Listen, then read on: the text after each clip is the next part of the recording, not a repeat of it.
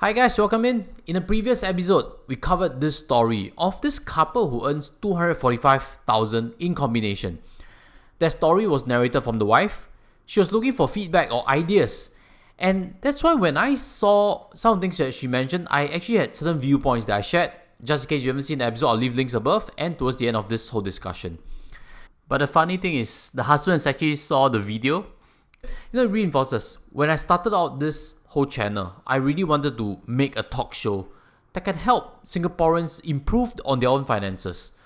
Because not everybody has someone to talk to regarding money.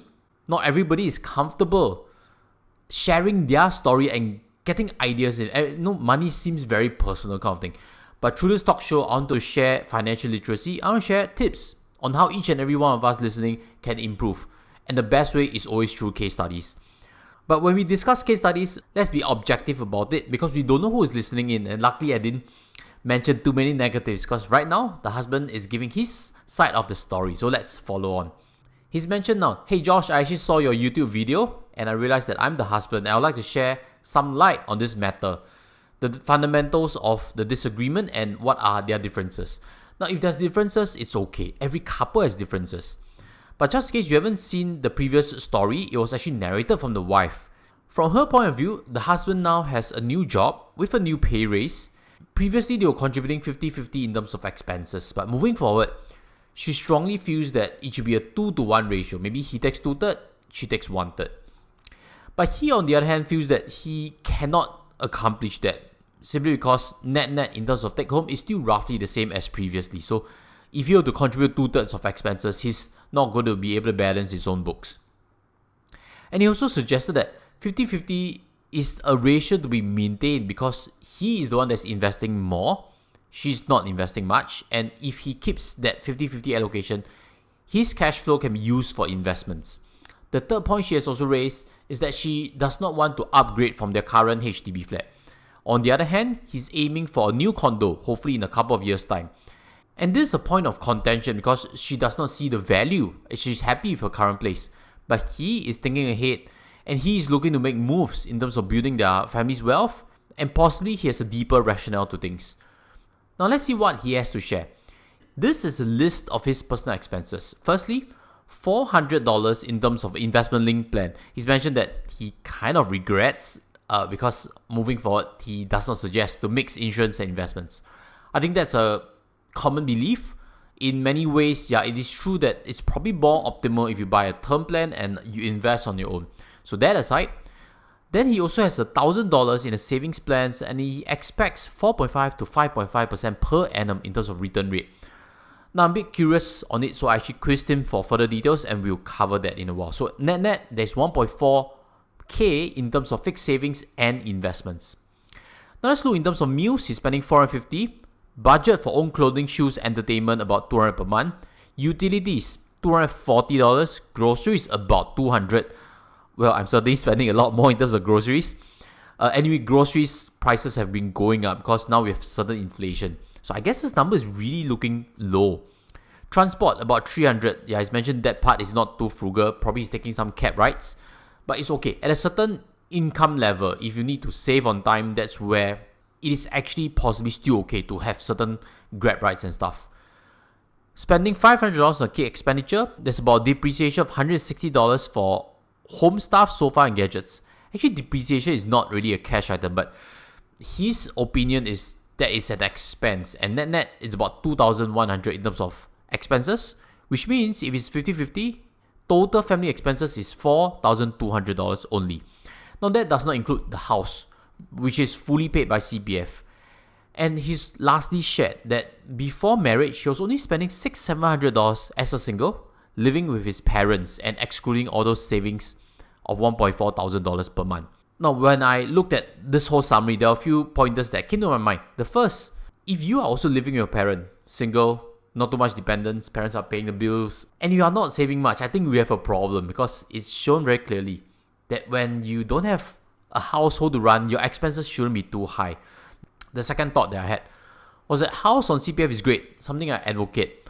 Because if your house does not tap on your cash flows, then you can do investments like what he has done, very aggressive investing. And last but not least, the third part, This whole list suggests to me that he's meticulous. When someone can list down, itemize very quickly what they have been spending, which means to a certain degree they've been tracking it.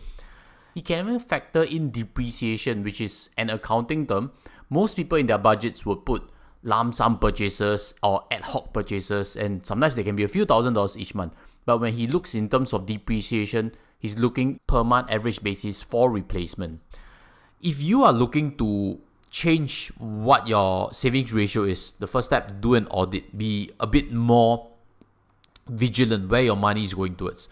You know, we have all heard of this saying, pay yourself first, pay yourself first. But if you don't know where your money is going, then you cannot adopt that concept, because you need to save the money and then be sure that whatever remaining, you can fit for the bill, and everything comes with auditing what you're spending. So to me, he seems very meticulous, and that is why I'm able to come up with this summary graph to pull our focus to what we need to discuss on. In the green area over there, you see that as expenses, correct? He's amalgamated everything over there. Then in the orange zone, you see 1,200 in terms of invest and save. Then next is that 1,400 that is mentioned is buying into two plans. One is an investment link plan of 400 and one is a $1,000 per month savings plan. Now speaking to here, I would like to share with you also what he's mentioned. This saving plan is actually a Manulife plan that was bought from DBS. It was tied up with some insurance coverage, and from his understanding since inception, it's probably 4+% per annum in terms of return rate with management fees.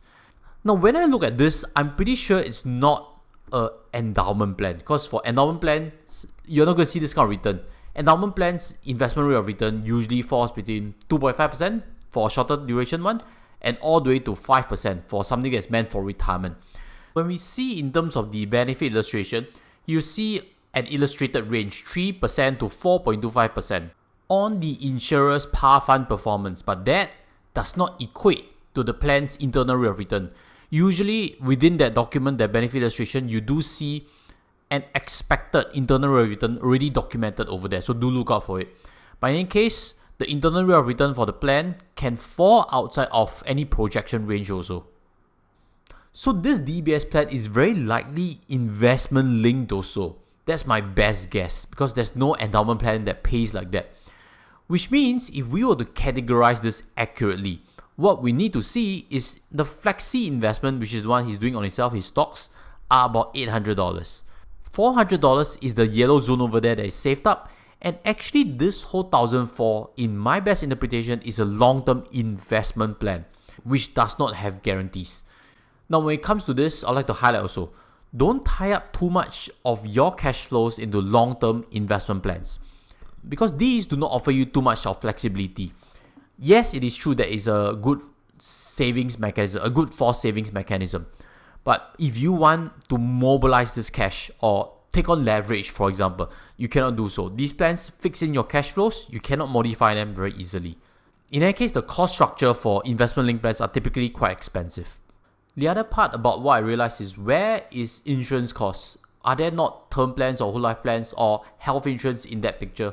Because again, both of them look like investment linked plans. So typically it gets very expensive after the age of 60. And most older investment linked plans can't add on, for example, early critical illness. And if it is indeed true that there is not enough life insurance, I'll strongly suggest to look at it. If you're a young parent also, this is an important phase for you to insure properly. Because what happens, you have a mortgage that you need to look after, you have young kids to ensure that in the event you are no longer around, or in the event you have critical illness, that family's expense cannot be compromised. You need to have a lump sum payout to make sure that everything in terms of bills do not crumble. So I strongly suggest, when you have a kid, relook at your insurance. You might need a big enough sum assured, and if you're always unsure, look for a qualified advisor to help you with it. Then when it comes to emergency cash, he's mentioned he has 5 months worth of cash, and 400, which is the yellow zone, is going towards his savings. So I believe that is building up.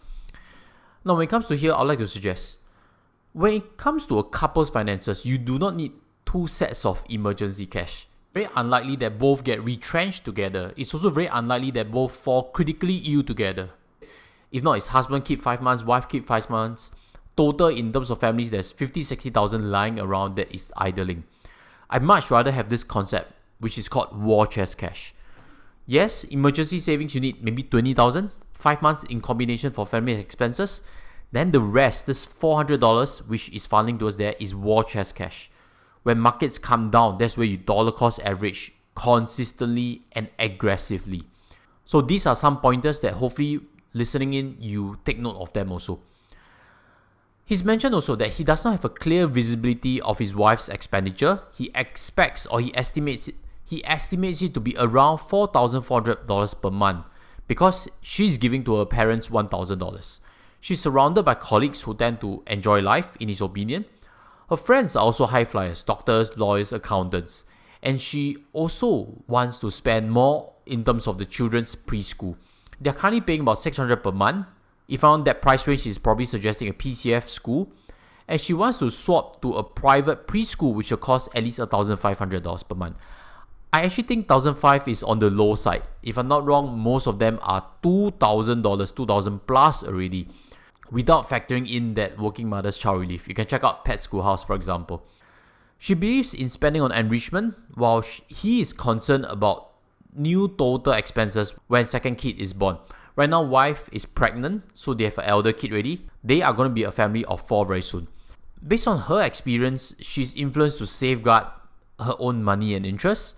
She also does not want to touch too much on investments because she's been heavily influenced by her family, who has lost significant amounts of monies in previous market sell-downs, quite possibly Asian financial crisis or global financial crisis. That is pretty understandable. You know, our experience shapes us. It's like my father-in-law has also mentioned, hey, investing is risky, because he's still thinking back in 1980s or 1990s, this club shares where a lot of Singaporeans got money stuck in Malaysian shares. That bad experience, they couldn't get past it, and it's a bit hard to shake off that, but it's up to her to overcome it also. Then the other part regarding her circle of people. I guess that directly relates to why she is leaning more towards private preschool, because the environment is better, there's more facilities, they engage in private educators to boost up the curriculum. Whether it's good or not for a kid, debatable. But again, our circle of friends shape what we expect and what we want to deliver to our own children. Now, speaking to here, I have no problems of her giving her parents $1,000. As a young parent, I also understand the desire to send children to good preschools, enrichment class and stuff. So again, it's not for me to critique, but the couple must agree what's the common direction. The one that I have a problem with is he does not seem to have a clear visibility of the wife's expenses. In that case, I hope she has clear visibility. If she's not budgeting, then there is a problem. Take note of this. You know, when we make marriage vows, for rich or poor, for sickness or in health, rich or poor, if you want to be accountable to your team, be transparent, be naked about it, show what is going on in your books. You can make progress as a couple. I think that is what I want to feedback on. There needs to be clear visibility and mutual accountability. With that out of the way, let's talk about their house, because that's another point of contention. We've seen her rent, which is she's comfortable with existing place. She does not understand why he wants to move. But now he's given some feedback. Their BTO has reached MOP, and the current value is about $750,000 in current market. That's probably a 4-room flat in that case. He wishes to sell it in 3 to 4 years' time, and he believes that once his income increases, he's able to take on more loans. And the main reason he's sharing is that he is planning ahead for better primary schools for the children. He believes better primary schools are more important than preschools, which is what she's focused on at this juncture. This explains a large part on why she wanted him to contribute more so that they have the budget to go for a preschool, whereas he is trying to hold back on budgets to buy the house and he's thinking about primary school. Now, every couple has differences. This part is hard to say who's right or who's wrong. But let me share with you a story as a rounding point. You know, when I brought my kid to Grandma's house has TV. And that night, we had assignments to complete. I can't remember the exact details. Let's take it as, for example, 6 math questions. What I remember is, the moment we realized we needed to complete that assignment, I wanted to get him to do it straight away. But he bargained with me. I'm saying my eldest son. You know, children, they bargain with you. Tell them to do work, they give you excuses and stuff. So we came to a compromise. Okay, you do 2 sums now, and commercial-wise, you do another 2. Next commercial, you do another 2. You complete your 6. all daddy wants is for you to complete your 6, then I'm good. But my wife stepped in. She did not agree with that approach at all. She wanted him to complete all the 6 before he gets on his TV. That TV is a reward. Whereas I'm thinking, hey, as long as we get that 6 done, it doesn't matter whether you break it 2-2-2, 3-3, or do all 6. He is not going to yield now. He's whining. You can imagine the situation. He's whining. He's bargaining hard. Hey, I want to watch now. That anticipation of watching that show. But she held firm. She wanted him to finish the 6, focus, and get it done. Whereas I couldn't quite see the logic of it. But something struck me. What if the lesson she's trying to drive is equally, or if not more important, focus? And the fact is, she has gotten the better grades than me. Maybe if I had been nagged by my mom last time to be focused on my schoolwork instead of doing 2-2-2, I might have gotten 270 in terms of PSLE, I don't know. My realization is, what if our other half has the better method? What if the answer all along is there? The better practice is there, and all it needs is for us to open up our minds that we may not have the best method to handle that situation, and to actually trust and keep quiet and let someone who has proven to have the formula of doing it correctly take the lead. That is food for thought. That also applies to now their situation. Who's right, who's wrong, we don't know. But look very honestly before we want to impose our preference on our other half. Do we really have the best method, or actually the answer is already with our other half? If it is, listen, keep an open mind, support their decision, and maybe you also win as a family. So maybe that's food for thought, and I'd like to thank both of them for sharing a story, and hopefully you've picked up something from today's whole discussion.